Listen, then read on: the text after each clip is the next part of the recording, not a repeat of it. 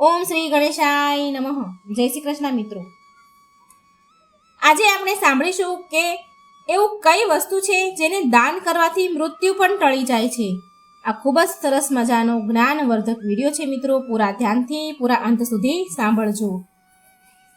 અને વિડીયો સારો લાગે તો લાઈક કરજો, શેર કરજો અને આ ચેનલને સબસ્ક્રાઈબ કરવાનું ભૂલશો નહીં.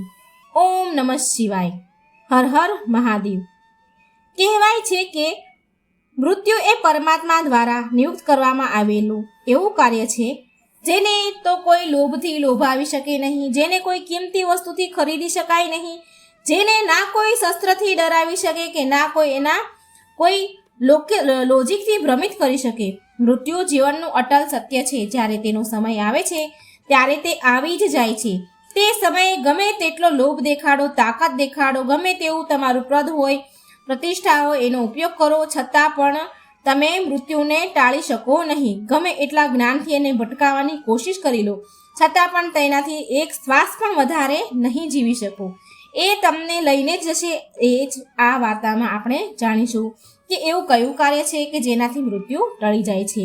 તો મિત્રો, નિવેદન છે આ વાર્તાને અંત સુધી પૂરી જરૂર સાંભળજો અને આ ચેનલને સબસ્ક્રાઈબ કરવાનું ભૂલશો નહીં. અને કોમેન્ટ બોક્સમાં ભગવાનનું નામ જરૂર લખજો. એક સમયની વાત છે. એક પર્વતના શિખર પર બહુ બધા પક્ષીઓની સભા ભરાણી. બધા જ પક્ષીઓ ટોળામાં બેઠા હતા. ટોળાને ટોળા બેઠા. બધા પક્ષીઓની વચ્ચે ધર્મ વિશે ચર્ચા ચાલતી હતી. તે ધર્મ ચર્ચામાં એક પ્રશ્ન ઊભો થયો. બધા પક્ષીઓ વચ્ચે હંસોના રાજા બેઠા હતા. વિશાળ પંખવાળા મોર પક્ષીઓ પણ બેઠા હતા. તે ધર્મ ચર્ચાની વચ્ચે એક પક્ષીએ એક પ્રશ્ન ઉઠાવ્યો. ધર્મ જ્ઞાનીઓ, મારા મનમાં એક અજીબ પ્રશ્ન ઉઠ્યો છે. અને પ્રશ્ન એ છે કે સંસારમાં કોઈ પણ એવું કામ નથી, સંસારમાં કોઈ કામ એવું પણ છે જેનાથી આવનાર મૃત્યુને પણ ટાળી શકાય? કેમ કે કહેવાય છે કે મૃત્યુનો સમય તો અટલ હોય છે. જ્યારે કોઈનું મૃત્યુ આવે છે ત્યારે કોઈ પણ વ્યક્તિ કે પ્રાણી એક ક્ષણ પણ ઘટાડી શકે કે ન વધારી શકે. શું ક્યારે એવું બન્યું છે કે કોઈએ મૃત્યુને ટાળી દીધું હોય? જ્યારે આ પ્રશ્ન સભામાં ઉઠ્યો ત્યારે આ પ્રશ્ન સાંભળીને બધા જ પક્ષીઓ ચૂપચાપ થઈ ગયા, એકદમ સ્તબ્ધ થઈ ગયા. કોઈની પાસે આ પ્રશ્નનો જવાબ નહોતો, કેમ કે બધા જ જાણતા હતા કે મૃત્યુ કોઈના પર દયા નથી કરતું. મૃત્યુની સામે કોઈ વ્યક્તિનું કંઈ જ ચાલતું નથી. બધા પક્ષીઓ વિચાર કરવા લાગ્યા કે આ તો કેવો પ્રશ્ન, અજીબ પ્રશ્ન છે. આપણે આજ સુધી કોઈને પણ મૃત્યુને ટાળતા નથી જોયા. શું એવો કોઈ ઉપાય છે કે જેનાથી મોતને પણ પાછી ધકેલી શકાય? બધા જ પક્ષીઓ આ પ્રશ્નને લઈને પોતપોતાના વિચારો રજૂ કરી રહ્યા હતા. તો એ સમયે બાજુમાંથી એક સર્પ પસાર થયો. જ્યારે તેના કાનમાં પક્ષીઓની આ ચર્ચા સંભળાણી, જ્યારે આ બધું એણે સાંભળ્યું તો એ સાપ પક્ષીઓ પાસે ગયો. સાપને સામે જોઈને બધા જ પક્ષીઓ ડરના મારે ફડફડવા લાગ્યા, આમ તેમ ભાગવા લાગ્યા. બધા કહેવા લાગ્યા કે આપણે મૃત્યુની ચર્ચા કરવા લાગ્યા પણ આપણી સામે તો સાક્ષાત મૃત્યુ જ હાજર થઈ ગયું છે. બધા પક્ષીઓને ભાગતા જોઈને સાપ કહે છે કે હે પક્ષીઓ, તમારે મારાથી ડરવાની જરૂર નથી. હું તો તમારા પ્રશ્નનો જવાબ આપવા માટે આવ્યો છું. મેં સાક્ષાત મૃત્યુને ટાળતા જોયું છે અને હું તમને જણાવીશ કે કેવા કામને કરવાથી મૃત્યુ પણ ટળી જાય છે. આજ સુધી જે લોકોએ પોતાના મૃત્યુને ટાળ્યું છે તેમણે આ કામ પોતાની તપસ્યાના બળથી કર્યું છે. ત્યારે એક પક્ષી સાપને પૂછે છે કે એવું તે કયું કામ છે જેના પ્રભાવથી મૃત્યુ પણ ટળી જાય? એવું કયું કામ છે જેના પ્રભાવથી મૃત્યુ ટાળી શકાય છે? હવે તે સાપ કહે છે કે પક્ષીઓ, મારી વાત ધ્યાનપૂર્વક સાંભળો. હું તમને એક કથા સંભળાવું છું. પ્રાચીન સમયની વાત છે. એક પ્રસિદ્ધ કાશી નગરી છે જેને મહાદેવની નગરી કહેવાય છે. કાશીને દેવનગરીના રૂપમાં પણ પૂજવામાં આવે છે. એ પ્રસિદ્ધ કાશી નગરીમાં કાંબોજ નામનો એક રાજા થયો હતો. રાજા ખૂબ જ ધર્માત્મા. રાજા કાંબોજને એક ખૂબ જ ધર્મપરાયણ અને પતિવ્રતા રાણી પણ હતી. રાણીનું નામ સુદેશના હતું. બંને પતિ પત્ની ભગવાન શિવના મોટા ઉપાસક હતા. ભગવાન શિવની આરાધના કરવા મંદિરમાં જવું એ તેમનો રોજનો નિયમ હતો. બીજી બાજુ સાપ પક્ષીને કહે છે કે પક્ષીઓ, વાર્તા શરૂ થઈ છે, તમે ધ્યાનથી સાંભળજો. રાજા ધર્મપૂર્વક પોતાના રાજ્યનું સંચાલન કરી રહ્યા હતા. રાજાના રાજ્યમાં કોઈ પણ પ્રાણી દુઃખી ન હતું. સમસ્ત જનતા સુખ અને વૈભવથી સંપન્ન હતી.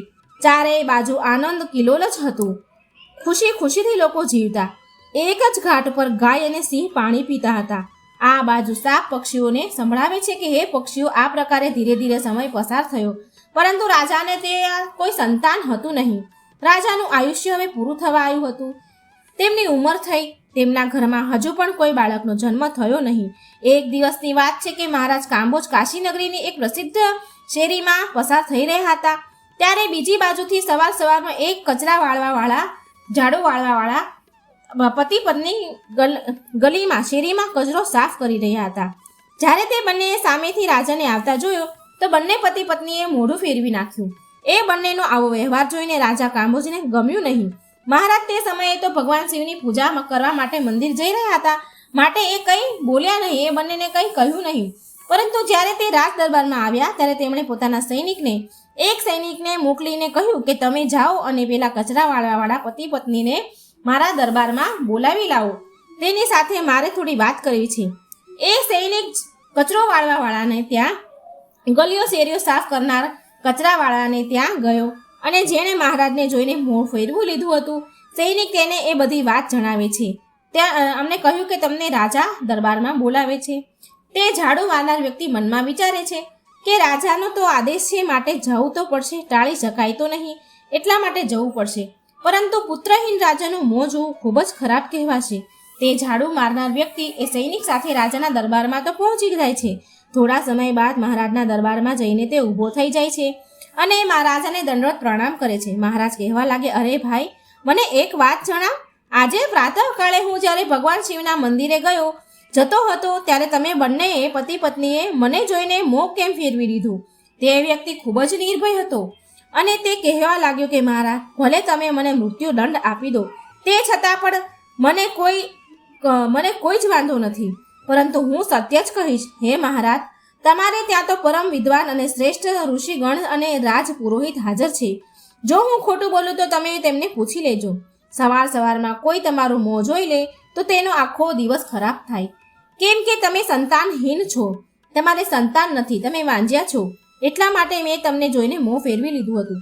રાજા આ સાંભળીને ખૂબ ચિંતા થવા લાગી અને અચંબિત થઈ ગયા અને મનમાં વિચાર કરવા લાગ્યા કે આ વ્યક્તિ એકદમ સાચું કહી રહ્યો છે. જો કોઈ દેશનો રાજા પુત્રહીન હોય તો વાસ્તવમાં સારું ન કહેવાય. મિત્રો, તે રાજાએ ઝાડુ મારનારને તેના ઘરે મોકલી દીધો અને મનમાં વિચાર કરે છે કે મારે ભગવાન શિવના મંદિરે જઈને એક પુત્રેષ્ઠ યજ્ઞ કરાવવો જોઈએ. આવો વિચાર કરવા લાગ્યો અને મહેલમાં પોતાના કક્ષમાં જઈને પોતાની મહારાણીને કહેવા લાગ્યો કે હે રાણી, આપણા નગરના લોકોએ આપણું મોં જોવાથી ખૂબ જ તકલીફ થાય છે. આપણા નગરના લોકોને આપણું મોં જોવું ગમતું નથી, કારણ કે આપણે સંતાન નથી, નિસંતાન છીએ, આપણને કોઈ પુત્ર કે પુત્રી નથી. ચાલો ભગવાન શિવના દરબારમાં જઈ અને ભગવાન વિશ્વનાથને આરાધના કરીશું કે તે આપણને એક પુત્ર પ્રદાન કરે. આવો વિચાર કરી રાજા કાંબોજ અને રાણી સુદેશના બંને ભગવાનના શિવ મંદિરમાં જાય છે અને ત્યાં જઈને તેમણે એક પુત્રેષ્ઠ યજ્ઞનું આયોજન કર્યું. રાજા રાણીને પુત્રેષ્ઠ યજ્ઞ કરવા છતાં પણ સંતાન પ્રાપ્ત થયું નહીં. રાજાનો પુત્રેષ્ઠ યજ્ઞ પણ નિષ્ફળ થઈ ગયો. જેણે યજ્ઞ કરાવ્યો હતો તે પણ તે જાણીને ચિંતિત થઈ ગયો કે આજ સુધી મેં જેટલા પણ યજ્ઞ કરાવ્યા છે એમાંથી કોઈ પણ યજ્ઞ નિષ્ફળ નથી ગયો. લાગે છે કે રાજાના ભાગ્યમાં જ ખોટ છે. રાજાના ભાગ્યમાં ભગવાને સંતાનનું સુખ લખ્યું જ નથી, એટલા માટે તો આ પુત્રેષ્ઠ યજ્ઞ નિષ્ફળ થઈ ગયો. આ બાજુ પર્વતના શિખર પર તે સાપ કહે છે કે હે પક્ષીઓ, રાજા પણ ખૂબ જ ધીરજવાન હતો. આ વાતથી રાજા સહેજ પણ વિચલિત ન થયા. રાજાએ પોતાના મંત્રીને કહ્યું કે હે મંત્રી, તમે મારી ગેરહાજરીમાં આ રાજ્યનું સંચાલન કરો. હવે હું ભગવાન શિવની આરાધના કરીશ. આવો નિર્ણય કરી રાજા ભગવાન શિવના મંદિરમાં બેસીને તેમની તપસ્યા કરવા લાગ્યા અને આવી રીતે ધીમે ધીમે તપસ્યા કરતા રાજાને 6 મહિના જેટલો સમય ગયો. આ બાજુ ભગવાન શિવ પણ વિચાર કરવા લાગ્યા કે મારે મારા આ ભક્તની પાસે જવું જોઈએ. એ સમયે ભગવાન શિવ રાજાની સામે પ્રગટ થયા અને કહેવા લાગ્યા કે હે રાજન, હું તારાથી ખૂબ જ પ્રસન્ન થયો છું. તું વરદાન માંગ. તું મારી પાસેથી વરદાન ઈચ્છું છું તે માંગી લે. તું મારી પાસેથી શું વરદાન ઈચ્છે છે? રાજાએ કહ્યું, એ ભગવાન, તમે તો અંતર્યામી છો, બધાના જ મનની વાત જાણો છો. રાજાની વાત સાંભળીને ભગવાન શિવ કહે છે કે રાજન, અમે તો તારા ભાગ્યમાં 7 જન્મો સુધી કોઈ પણ સંતાન નથી આમ તો, પરંતુ તે મારી આરાધના કરી છે એટલા માટે હું તને એક પુત્ર આપું છું. પરંતુ ધ્યાન રાખજે, તે પુત્રનું આયુષ્ય ફક્ત 20 વર્ષનું હશે. 20 વર્ષ સુધી તે તને પુત્રનું સુખ આપીને પોતાના સ્થાને પાછો જતો રહેશે. રાજાએ વિચાર્યું કે ભલે 20 વર્ષ માટે પણ મારા માથેથી પુત્રહીન હોવાનું કલંક તો મટી જશે. રાજાએ કહ્યું કે જે પણ હોય ભગવાન, તમે મને પુત્ર પ્રદાન કરો. કહેવાય છે કે ગુણવાન મનુષ્ય થોડા સમયમાં ઘણું બધું કરી જાય છે. જીવન ભલે ને નાનું હોય પરંતુ સત્કર્મોથી યુક્ત હોવું જોઈએ. ત્યારબાદ ભગવાન શિવ પોતાના આયુષ્યમાન નામના ગણને બોલાવ્યો અને તેને કહ્યું કે તમે જાઓ અને 20 વર્ષ માટેના આ રાજાના પુત્ર રૂપમાં જન્મ લો. ભગવાન શિવ પાસેથી આ વરદાન પ્રાપ્ત કરીને રાજા પાછા પોતાના મહેલમાં આવી ગયા અને બધી જ વાત તે પોતાની રાણી અને રાજા પુરોહિતને જણાવે છે. ભગવાન શિવે મને વરદાન આપ્યું કે હવે આપણા ઘરમાં અવશ્ય પુત્ર જન્મ લેશે. ધીરે ધીરે સમય પસાર થયો. ભગવાન શિવના વરદાન અનુસાર રાણી સુદેશના ગર્ભ ધારણ કરે છે. આ જોઈને રાજાના મહેલમાં ખુશીની લહેર પ્રસરી. રાજા ખૂબ જ પ્રસન્ન થયા. સમય અનુસાર ભગવાન શિવના એ તેજસ્વી ગણે રાજાના પુત્રના રૂપમાં જન્મ લીધો. આ જોઈને રાજા અને રાણી ખૂબ પ્રસન્ન થયા. આખા નગરમાં ઉત્સવ મનાવવામાં આવ્યો કે મહારાજના ઘરે પુત્રનો જન્મ થયો. આખા નગરવાસીઓ ખૂબ ખુશ થયા. આખા નગરને સજાવવામાં આવ્યું અને આખા નગરમાં ખુશીઓ મનાવવામાં આવી. બ્રાહ્મણે તે પુત્રનું નામ આયુષ્યમાન રાખ્યું. ધીરે ધીરે આયુષ્યમાન મોટો થવા લાગ્યો. રાજકુમાર આયુષ્યમાન પોતાના પિતાની જેમ ખૂબ જ ધર્માત્મા અને ભક્તિ પ્રધાન હતો. રાજાનો પુત્ર ખૂબ જ ઝડપથી મોટો થવા લાગ્યો. ધીમે ધીમે સમય પસાર થવા લાગ્યો. પોતાના ઘરમાં પુત્ર આવવાથી રાજા હંમેશા પ્રસન્ન રહેતા. પુત્રના લાડ પ્રેમ અને લાલન પાલનમાં રાજા તે વાત ભૂલી જાય છે કે તેમના પુત્રનું આયુષ્ય ફક્ત 20 જ વર્ષનું છે.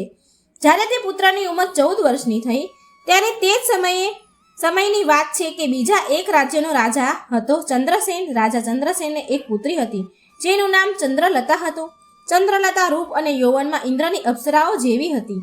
એ ખૂબ જ સુંદર હતી, રૂપનો અંબાર. ચંદ્રલતા પણ ખૂબ જ દાન ધર્મ કરતી હતી. બાળપણથી જ તેને પોતાના મા બાપ પાસેથી ધર્મ કર્મ કરવાના સંસ્કાર મળ્યા હતા. તે બધા જ જીવો પર દયા રાખતી. સવારમાં વહેલી ઉઠીને બધા જ પક્ષીઓને દાણા નાખતી અને પોતાના દરવાજે આવેલા કોઈ પણ ભિક્ષુકને, જરૂરિયાતમંદને, વ્યક્તિને, સાધુને, સંતોને ખાલી હાથે જવા દે નહીં. જે તેના દરવાજે આવતું હતું તે દરેક ભૂખ્યાને ભોજન કરાવતી હતી. તે રાજકુમારી પણ ધીરે ધીરે મોટી થવા લાગી છે. મહારાજ ચંદ્રસેનને જ્યારે રાજા કાંબોજના પુત્ર આયુષ્યમાન વિશે જાણ્યું કે મહારાજ કાંબોજના ઘરે એક ખૂબ જ ધર્માત્મા અને તેજસ્વી પુત્ર છે, એવો વિચાર કરીને રાજા ચંદ્રસેને પોતાની પુત્રીનો સંબંધ કરવા માટે રાજા કાંબોજને ઘરે ત્યાં વાત મોકલી. બીજી બાજુ રાજા કાંબોજને મનમાં વિચાર કર્યો કે મારા પુત્રનું આયુષ્ય 20 વર્ષનું જ છે. મારે તેના વિવાહ કરાવી દેવા જોઈએ અને તેને ત્યાં કોઈ પુત્ર જન્મ લેશે તો મારો વંશ આગળ વધશે. આમ વિચાર કરીને રાજા કાંબોજે પોતાના પુત્રનો સંબંધ નક્કી કરી દીધો અને થોડા જ સમયમાં જ રાજકુમારી ચંદ્રલતાના વિવાહ રાજકુમાર આયુષ્યમાન સાથે થઈ ગયા. રાજકુમારી ચંદ્રલતા ખૂબ જ પતિવ્રતા હતી. તેનો એક નિયમ એ પણ હતો કે જ્યાં સુધી તે કોઈ ભૂખ્યા પ્રાણીને, વ્યક્તિને ભોજન ન કરાવી દે ત્યાં સુધી તે ભોજન કરતી ન હતી. ધીરે ધીરે સમય પસાર થતો ગયો. આ બાજુ રાજાને લાગવા લાગ્યું કે તેમના પુત્રનું મૃત્યુ નજીક આવી ગયું છે. તેનું 20 વર્ષનું આયુષ્ય પૂર્ણ થવા આવ્યું છે. રાજા તો પહેલેથી જાણતા જ હતા, કેમ કે ભગવાન શિવે તેમને બધું જ જણાવી દીધું હતું કે તમારા પુત્રનું આયુષ્ય ફક્ત 20 વર્ષનું હશે. રાજાએ તે વાત કોઈને પણ જણાવી ન હતી. ધીરે ધીરે રાજાની ચિંતાઓ વધતી જતી હતી. જેમ જેમ રાજકુમારની ઉંમર વધતી હતી તેમ તેમ રાજાની ચિંતા પણ વધતી રહી. જ્યારે રાજકુમારનું આયુષ્ય પૂરું થવામાં ફક્ત 3 જ દિવસ રહી ગયા ત્યારે રાજા વિચાર કરવા લાગ્યા કે હવે હું શું કરું? મારા પુત્રને 3 દિવસ બાદ કાળ ભરખી જશે. પુત્ર મોહના કારણે ભગવાન શિવના વરદાનને રાજા ભૂલી જાય છે અને પુત્રમાં આસક્ત હોવાને કારણે તે બીમાર પડી જાય છે. રાજા આ વાત જણાવીને બધાને ચિંતામાં નહોતા નાખવા માંગતા. હવે રાજાએ ભોજન કરવાનું પણ મૂકી દીધું. હવે તે દિવસ આવી ગયો જ્યારે તે રાજકુમારનું મૃત્યુ થવાનું હતું. તે દિવસે સવારથી જ રાજા ભગવાનના ધ્યાનમાં ડૂબી ગયા અને કહેવા લાગ્યા કે હે ભગવાન, તમે મને પુત્રના જવાના દુઃખને સહન કરવાની શક્તિ આપો. વિધાતાના લેખને તો કોઈ બદલી શકતું નથી. જે થવાનું છે એ તો થઈને જ રહેશે. આ બાજુ તે સાપ પક્ષીઓને કહે છે કે એ પક્ષીઓ, તે રાજકુમારની નવવિવાહિત જે પત્ની હતી તે દરરોજ ભૂખ્યાને ભોજન કરાવતી હતી, પક્ષીઓને દાણા નાખતી હતી. દરરોજની જેમ આજે પણ તે પોતાના આ ધાર્મિક કાર્યમાં વ્યસ્ત હતી. આ બાજુ યમપુરીમાં ચિત્રગુપ્તે યમરાજાને રાજકુમાર આયુષ્યમાનના મૃત્યુના વિશે જણાવ્યું.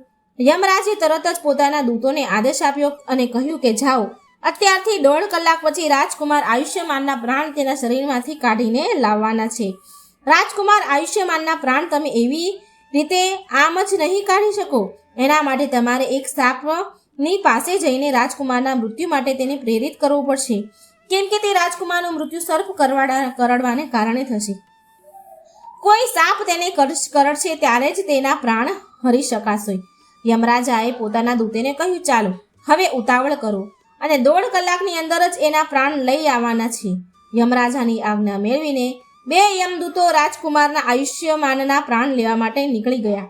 બીજી બાજુ યમરાજાની માયાથી પ્રેરિત થઈને એક નાગ મનમાં વિચાર કરવા લાગ્યો કે આજે મારે રાજમહેલમાં પ્રવેશ કરવા જોઈએ અને રાજમહેલમાં મારે ફરીને જોવું જોઈએ. હવે તો તે સાપ ફરતા ફરતા રાજાના રાજમહેલમાં પ્રવેશ કરી ગયો. તે નાગને તો યમરાજે પ્રેરણા કરી હતી, એટલા માટે ફરતા ફરતા તે રાજકુમારને જ્યાં સૂતા હતો રાજકુમાર ત્યાં પહોંચી ગયો. તે નાગ રાજકુમારની પથારીમાં જઈને છુપાઈ જાય છે. યમરાજાના બંને દૂતો રાજકુમારના કક્ષના દ્વાર પર ઊભા થઈ જાય છે અને સમય સમાપ્ત થવાની રાહ જુએ છે. 1.5 કલાકનો સમય થશે ત્યારે તે નાગ રાજકુમારને ડંખ મારશે, ત્યારે આપણે તેના પ્રાણ લઈને યમપુરી ચાલ્યા જઈશું. આમ વિચારીને આ રીતે યમદૂતો વિચાર કરી રહ્યા હતા. બીજી બાજુ એક ગામમાં એક ગરીબ માણસ રહેતો હતો. તેના ઘરે એક કન્યાએ જન્મ લીધો હતો. તે પુત્રીનો વિવાહ તેણે સમયસર કરી દીધો, પરંતુ તે પુત્રીનો જે પતિ હતો તે ખૂબ જ દારૂ પીતો હતો. દારૂ પીવો, પરસ્ત્રી ગમન કરવું તે બધું એનું કામ હતું. એટલા માટે તે ગરીબ દંપતી પુત્રીને એટલે કે તેની પત્નીને હંમેશા હેરાન કરતો હતો. તેને મારતો પીટતો, ઘરમાંથી કાઢી મૂકવા માંગતો હતો. તે ગરીબ દંપતીની પુત્રી ત્યાં થોડો સમય માટે રહેવા આવી હતી. ત્યારબાદ તે ગર્ભધારણ કરે છે. એક દિવસે તે પોતાના પતિના મારપીટથી કંટાળીને પોતાના પિતાના ઘરે આવી જાય છે. તે દીકરીને પિતા હવે વૃદ્ધ થઈ ગયો હતો, એટલા માટે તેને કોઈ આવક ન હતી. તે બિચારો ભીખ માંગતો હતો અને એનું પેટ ભરતો હતો. ભીખ માંગીને ઘરના 3 સભ્યોનું પાલન પોષણ કરતો હતો. આ બાજુ જ્યારે 9 મહિનાનો સમય પૂરો થયો ત્યારે તે દીકરીએ પુત્રને જન્મ આપ્યો. ત્યારે તેને ભોજનની જરૂર પડી, કેમ કે પ્રસવકાળની જે ભૂખ હોય છે તે ખૂબ જ તેજ હોય છે. તે પોતાના પિતા પાસે ભોજન માંગે છે અને બિચારો વૃદ્ધ પિતા ભોજન મેળવવા માટે પાડોશના ગામમાં જાય છે. પરંતુ તમે જાણો છો કે જે દરરોજ માંગવા જાય છે તેને લોકો ભીખ પણ નથી આપતા. ગરીબી સૌથી મોટો શ્રાપ છે. જેને દેહ ધર્યો છે સૌથી મોટું અપમાનજનક કષ્ટ છે. ગરીબી પથ્થરથી પણ વધારે ભારે હોય છે. સૌથી મોટું દુઃખ ગરીબીનું હોય છે. તે ગરીબને કોઈ ખાવા માટે 4 દાણા પણ નથી આપતું. બીજી બાજુએ દીકરીને ખૂબ જ ભૂખ લાગે છે, ખૂબ જ હેરાન થઈ રહી છે. ત્યારે તે દીકરી પોતાના પિતાને કહે છે, પિતાજી, હું ભૂખના કારણે મરી રહી છું. ભોજન વગર 3 દિવસ પસાર થઈ ગયા છે. તમને ભીખમાં કંઈ મળ્યું હોય તો મને ખાવા માટે આપો, નહીં તો હું મારા બાળકને જ ખાઈ જાઉં છું. ત્યારે તે વૃદ્ધ પિતા કહે છે, હે પુત્રી, તું આવું ન કરીશ. હું આજે પ્રયત્ન કરું છું ભોજન મેળવવા માટે. મને જે કંઈ પણ મળશે તે લઈને હું જલ્દી જ આવી જઈશ. આજે હું કાશીપુરીમાં જઈશ. ત્યાંના જે રાજા છે તેમના દ્વાર ઉપર જઈને ભીખ માંગુ છું. જો કંઈ ખાવા મળશે તો હું તરત જ લાવીશ. આવો વિચાર કરીને વૃદ્ધ પિતા ચાલવા માંડ્યા. રાજકુમાર આયુષ્યમાનની ધર્મપત્ની હતી ચંદ્રલતા.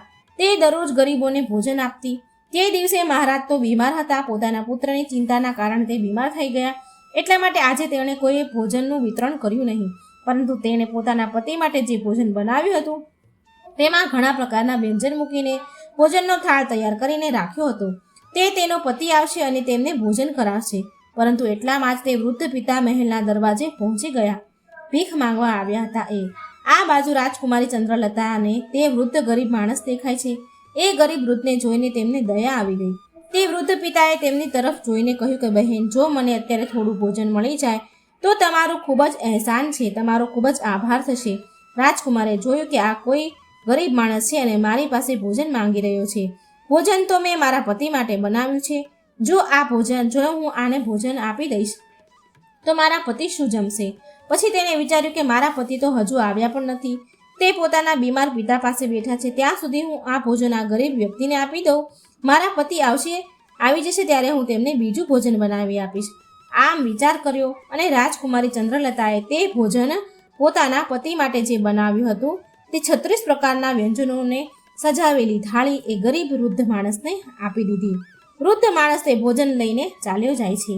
તે ઝડપથી ચાલતા ચાલતા ભોજનને લઈને પોતાના ઘરે આવી જાય છે, કેમ કે તેની દીકરી 3 દિવસથી ભૂખી હતી. બીજી બાજુ એવું બન્યું કે તે રાજાનો પુત્ર આયુષ્યમાન પોતાના પિતાની દેખરેખ રાખીને પોતાના કક્ષ તરફ જઈ રહ્યો હતો. તેના દરવાજા પર 2 યમદૂતો તૈયાર ઊભા હતા અને તે નાગ તેને ડંખ મારવા માટે તેની પથારીમાં છુપાઈને બેઠો હતો. બીજી બાજુ તે વૃદ્ધ માણસે ભોજન લઈ જઈને પોતાની પુત્રીને આપી દીધું. આ બાજુ રાજકુમાર આયુષ્યમાન પોતાના કક્ષ તરફ જઈ રહ્યો હતો. કહેવાય છે કે જ્યારે સારો સમય ચાલતો હોય છે ત્યારે આ બધું જ સરસ રીતે થાય છે. તમારે ધ્યાન રાખવું જોઈએ કે કોઈ પણ આપત્તિને કાઢવા માટે એક સંકેત જ કાફી હોય છે. જો તમે તે સમયને ઓળખી જાઓ કે તે સંકેત સમજી લો ત્યારે મોટામાં મોટી આપત્તિ પણ ટળી જાય છે. રાજકુમારે જ્યારે પગથિયા પર પગ મૂક્યો ત્યારે તેને છીંક આવી. બીજી બાજુ તેનો નક્કી કરેલો સમય પૂરો થવાનો હતો. યમના દૂતો ખૂબ જ ઉતાવળા થઈ રહ્યા હતા કે 1.5 કલાકનો સમય પૂરો થવાનો જ છે અને તેમાં થોડીક જ ક્ષણ બાકી હતી. બીજી બાજુ તે નાગ પણ ગુસ્સામાં બેઠો હતો. રાજકુમારીની આવવાની રાહ જોઈ રહ્યો હતો. તે રાજકુમાર આવશે અને હું તેને ડંખ મારીશ. બીજી બાજુ તે વૃદ્ધ પિતાએ ભોજન લઈને તેની પોતાની પુત્રીને આપ્યું. પુત્રીએ જ્યારે ભોજન ખાધું ત્યારે તે પૂછવા લાગી કે પિતાજી, આ ભોજન તમને કોણે આપ્યું છે? ત્યારે તેના પિતાએ કહ્યું કે પુત્રી, આ ભોજન અહીંના રાજાની પુત્રવધૂએ આપ્યું છે. અહીંના રાજાની જે પુત્રવધુ છે એણે મારા પર દયા કરીને આ સ્વાદિષ્ટ ભોજન મને આપ્યું છે. ભોજન જોઈને તે દીકરીના આત્મામાંથી આશીર્વાદ નીકળવા લાગ્યા. તે ભગવાનને પ્રાર્થના કરવા લાગી કે હે ભગવાન, જેણે મને ભોજન આપ્યું છે તેનો સુહાગ અમર થઈ જાય. તે હંમેશા સૌભાગ્યવતી બનીને રહે. જેવો જ તે ભોજનની થાળીમાંથી ગ્લાસ પોતાના મોં તરફ લઈ લે છે એ સમયે તેના આત્મામાંથી આશીર્વાદ નીકળે છે કે આ ભોજન આપનારનો પતિ અમર થઈ જાય. કહેવાય છે કે સાચા આત્મામાંથી નીકળેલા આશીર્વાદ જરૂર ને જરૂર પડે છે. આ બાજુ તે દીકરીનો આશીર્વાદ ભગવાન પાસે જાય છે ત્યારે ભગવાન શિવનું સિંહાસન હલવા લાગ્યું. આ શું થઈ રહ્યું છે? શિવજી વિચારે કે મારું સિંહાસન કેમ ડોલી રહ્યું છે? ભગવાન શિવ મનમાં વિચાર કરવા લાગ્યા, દુનિયામાં એવું શું બનવા જઈ રહ્યું છે? તેમણે તરત જ નારદ મુનિને બોલાવ્યા અને કહ્યું કે તમે 3 લોકમાં જઈને આવો અને જુઓ કે 3 લોકમાં શું ઘટના બનવા જઈ રહી છે. નારદ મુનિ એવા હતા કે જે પળ માત્રમાં 3 લોકની જાણકારી લાવવામાં સક્ષમ હતા. આ બાજુ નારદ મુનિએ જોયું અને તેમને બધું જ સમજમાં આવી ગયું. ભગવાન શિવ પાસે જઈને કહે છે કે પ્રભુ, એક વિચિત્ર દ્રશ્ય દેખાઈ રહ્યું છે. રાજા કાંબોજના પુત્રના મૃત્યુનો સમય આવી ગયો છે. યમદૂત દરવાજા પર ઊભા છે. નાગ તેની પથારીમાં ફેણ માંડીને બેઠો છે. રાજકુમાર પગથિયા ચડીને ઉપર જઈ રહ્યો છે. જેવો જ તે પોતાનો પલંગ પર જઈને બેસશે ત્યારે નાગ તેને ડંખ મારશે. બીજી બાજુ તે વૃદ્ધ પિતાની પુત્રી રાજકુમારી એ આશીર્વાદ આપી રહી છે. તેના આત્મામાંથી આશીર્વાદ નીકળી રહ્યા છે કે તેનો સુહાગ અમર થઈ જાય. હે ભગવાન, આ કેવો વિચિત્ર સંયોગ છે! એક બાજુ મૃત્યુ લેવા માટે ઊભું છે અને બીજી બાજુ આશીર્વાદ તેના લાંબા આયુષ્ય માટે પ્રાર્થના કરી રહ્યું છે. નારદ મુનિ બોલ્યા કે હે પ્રભુ, હવે શું થશે? ત્યારે ભગવાન શિવ કહે છે કે વિધાતાએ જે લખ્યું છે તે જ થશે. તમે જોતા જાઓ, બધું જ સારું થશે. ભગવાન શિવ ત્યાંથી અંતર ધ્યાન થઈ જાય છે. બીજી બાજુ તે રાજકુમાર પગથિયા ચડીને પોતાના પલંગ તરફ જઈ રહ્યો છે. આ બાજુ યમદૂતો તૈયાર ઊભા છે અને વિચારવા લાગે છે કે હવે આપણું કામ થઈ જશે. બીજી બાજુ રાજકુમાર પોતાના પલંગ પર જઈને બેસે છે. જેવો જ નાગ ડંખ મારવાની કોશિશ કરે છે ત્યારે દાનની શક્તિ વચ્ચે આવીને ઊભી થઈ જાય છે, જેના કારણે નાગ શિથિલ થઈ ગયો. તેનાથી ચાલી પણ નહોતું શકાતું. તે નાગમાં હવે આગળ વધવાની શક્તિ રહી નહીં. નાગ વિચારવા લાગ્યો કે હું તો આ રાજકુમારને મારવા માટે આવ્યો હતો, પરંતુ હવે મારાથી ચાલી પણ નથી શકાતું. આ બધું શું થયું? આ બધું તે આશીર્વાદનો પ્રભાવ હતો જે તે ભૂખી દીકરીએ આપ્યો હતો. કહેવાય છે કે જ્યારે શ્રાપ લાગે છે ત્યારે આશીર્વાદ પણ લાગે છે. રાજકુમાર અને નાગની વચ્ચે આશીર્વાદ અને દાનની શક્તિનું કવચ થયું. એ શક્તિ વચ્ચે આવીને ઊભી રહી. રાજકુમારીનું દાન મૃત્યુને આગળ વધવા દેતું નથી. યમદૂત દાનની શક્તિને કહેવા લાગ્યા કે તું અહીંથી ચાલી જા, અમને અમારું કામ કરવા દે, અમે આ રાજકુમારના પ્રાણ લઈને જ જશું. ત્યારે તે દાનની શક્તિ કહે છે, દાનની શક્તિ એને તે આશીર્વાદ કહેવા લાગ્યા, આવું ક્યારેય પણ સંભવ નહીં થાય કે અમારા હોવા છતાં તમે રાજકુમારના પ્રાણ હરી લો. મિત્રો, હવે તે બંનેમાં દલીલ શરૂ થઈ જાય છે અને ત્યારબાદ તે બંને વચ્ચે યુદ્ધ શરૂ થઈ જાય છે અને દાનની શક્તિએ યમદૂતોને આગળ વધવાથી રોકી લીધી. યમુના દૂતો આગળ ના વધી શક્યા અને હારીને તેઓ પાછા યમલોક ચાલ્યા ગયા. ત્યાં જઈને તેઓ યમરાજાને કહેવા લાગ્યા કે મહારાજ, આ કેવી વિડંબના છે. યમરાજાએ કહ્યું કે તમે લોકો ખાલી હાથે કેમ આવ્યા? તમારે તો રાજકુમાર આયુષ્યમાનના પ્રાણ લેવા માટે તમને મેં મોકલ્યા હતા. ત્યારે યમદૂત કહે છે, યમના દૂતો બોલ્યા, મહારાજ, તેના પ્રાણ લાવવા માટે 2 મોટા અવરોધ વચ્ચે ઊભા રહ્યા. તેમની આગળ અમારું કંઈ પણ પ્રકારનું જોર ચાલ્યું નહીં. જવાબ આપો, ક્યાં અવરોધ છે કે જે મૃત્યુની વચ્ચે આવી ગયા? ત્યારે યમદૂતોએ જણાવ્યું કે હે સ્વામી, એક દાનની શક્તિ છે અને બીજા આશીર્વાદની શક્તિ છે. ત્યારે યમરાજા કહે છે કે હે પાર્ષદો, લાગી રહ્યું છે કે જીવોને લાવતા તમે હવે વૃદ્ધ થઈ ગયા છો. હવે હું સ્વયં ત્યાં જઈને જોઉં છું કે એવો કયો અવરોધ છે તે રાજકુમારના પ્રાણ લેવા નડી રહ્યો છે. બીજી બાજુ તે સાપ પક્ષીઓને કહે છે કે એ પક્ષીઓ, યમરાજ હવે સ્વયં ધરતી લોક પર આવ્યા. હવે ભગવાન શિવે મનમાં વિચાર્યું કે મારે આમની વચ્ચે સમાધાન કરવું જ પડશે. યમરાજા તેમની સામે જીતી શકે અને જો યમરાજા હારી ગયા તો આ કુદરતના નિયમોનું ઉલ્લંઘન હશે. યમરાજા જ્યારે ત્યાં ઉપસ્થિત થયા છે ત્યારે ત્યાં ભગવાન શિવ પણ પ્રગટ થઈ જાય છે. યમરાજાએ ભગવાન શિવને જોયા અને તેમણે ભગવાન શિવના ચરણોમાં પ્રણામ કર્યા. ત્યારે ભગવાન શિવ બોલ્યા, હે યમરાજા, અમે નથી જાણતા તમારા વિધાનના અનુસાર રાજકુમારનું આયુષ્ય પૂરું થઈ ગયું છે, પરંતુ મને એ જણાવો કે શું શ્રાપ નથી લાગતા? શ્રાપ તો મારે ભગવાન વિષ્ણુ અને બ્રહ્માજીએ પણ ભોગવવા પડ્યા છે.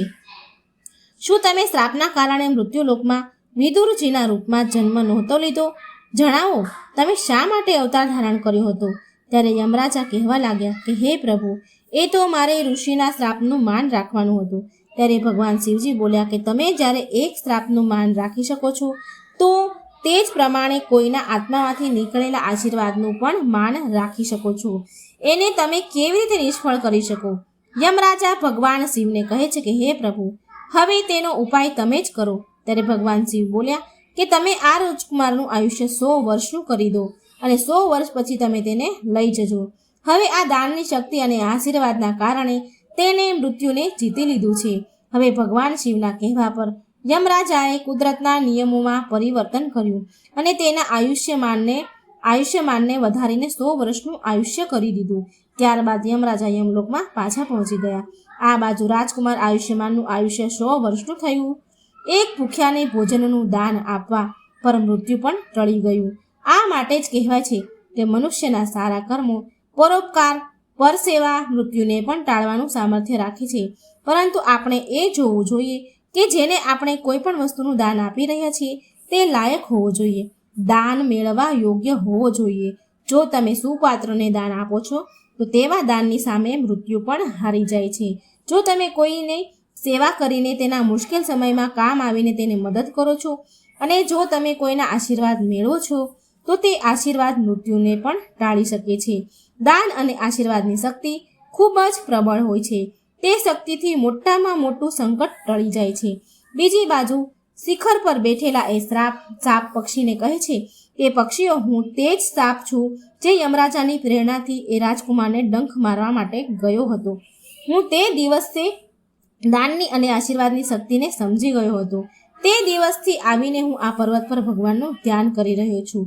આવા ઘણા બધા ઉદાહરણ આ સૃષ્ટિમાં જોવા મળે છે, જેમણે યમરાજાને પણ હરાવી દીધા છે.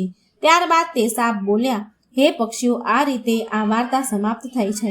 જો તમારા મનમાં કોઈ બીજા પ્રશ્ન કે શંકા હોય તો મને જરૂર જણાવજો. મારા અનુભવ જ્ઞાનથી જરૂરથી તેનું હું સમાધાન કરીશ.